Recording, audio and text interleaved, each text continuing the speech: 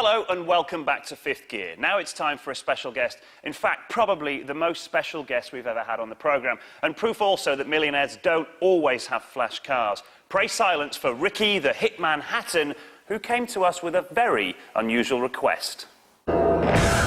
Ricky Hatton, MBE, is the 29-year-old light welterweight boxer who's a national treasure. His last fight alone earned him a rumoured £10 million. So when Ricky approached us asking for help MOTing his favourite car, naturally we expected some kind of rare and exotic supercar. Instead, we found this. Del Boy's actual van. Ricky is an Only Fools and Horses super fan. I have got loads of memorabilia, and Del, Rodney, Grandad, Uncle Albert, got everyone out there, the nags there, got Peckham Spring Water, stuff like that. And obviously one of my dreams was, after everything that I had, and the memorabilia that I had, I think one of the only better things I could have done was purchase the three-wheeler car.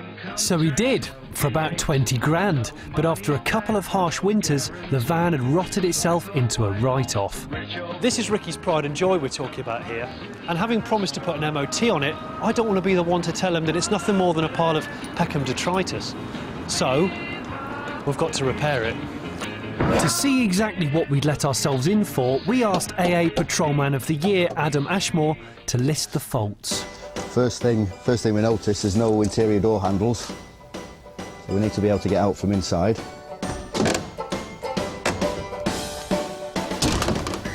And we've got another hole. Or two. The wiring needs some attention. It was unclear whether the van could actually be saved. We took the Reliant away for further inspection. Bolts were falling off it, and bits of metal were falling off it. Ricky looked like a man who was sending a beloved pet to the vets for the final time. But you've seen Rocky, you know the way this works. The underdog always wins, and after 3 months of intensive care with a Reliant specialist, it passed an MOT. Today, Ricky gets to be reunited with his baby. Looking forward to this. This is a special day. In there, for the last 3 months, we've been repairing your Del Boy trotter. A bit worrying that it's took 3 months, isn't it, really, when you think, this is when it comes to its plastic surgery, so to speak, is it? Listen to that.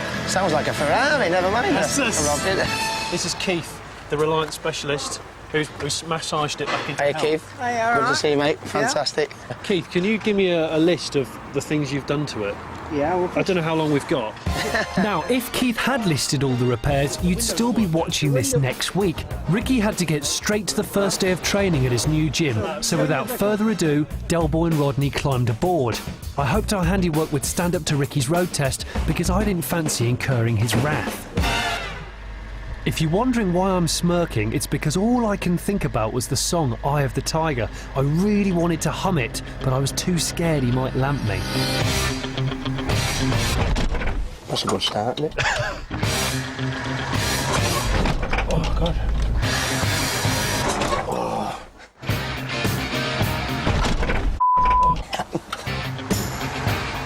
OK, we're off. That's it. There we go. Last time I was in it, it felt like it was going to fall apart, but it doesn't. It doesn't at the minute. It feels quite good. Rising up, back on the street.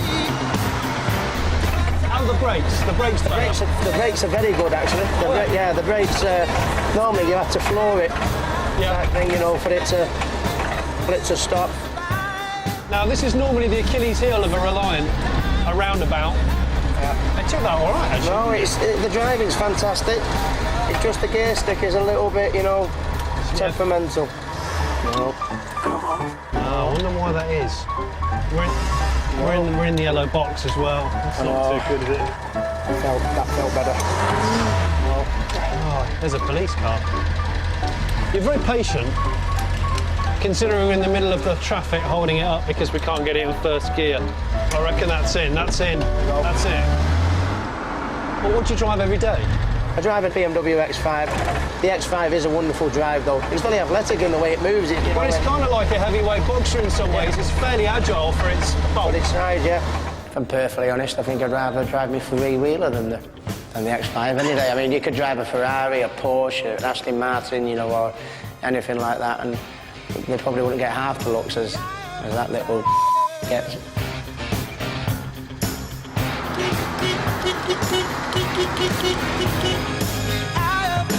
We made it. This was Ricky's first session in a new gym with a new trainer, where he's preparing for his next fight in Vegas this November against Paulie Malignaggi. I still wanted to ask him some car-related Only Fools and Horses trivia questions, but as nothing can get in the way of training, it meant that I had to get into the ring with him. As I've only ever fumbled around with a Barry McGuigan chest expander before now, I found out the hard way that you should never leave a target lying around. With me in a nervous and shell-shocked state, it was on with the quiz. Can you tell me the official name for Del Boy's trotter van? The official model name? Everyone thinks it's a Reliant Robin, but it's not. I think it's... I don't know what it is, but it's not a Reliant Robin, is it? No, that's true. That's half a point for that. It's actually a Reliant Regal Supervan. Reliant Regal, yeah. In one of the episodes, Del Boy was carrying some explosive cargo in his van. Can you tell me what that was? Yeah, blow-up dolls, yeah. There's another car in Only Fools and Horses apart from Del Boy's van. What was it? Oh, it was the Capri gear. Bonus question then. What colour was it and what was the interior? It was green and it was leopard skin interior. He knows. What an anorak. Shouldn't have asked me them two hard ones. Oh! That's it. Thank you very much. No, my pleasure. Thanks for coming in. Thanks for the work you've done on the motor. Mate, you're a star. I'm going to enjoy driving it. You're... Feeling that I'm not going to die every time I turn a corner. Thanks very much. No, thank you. You've been a gem.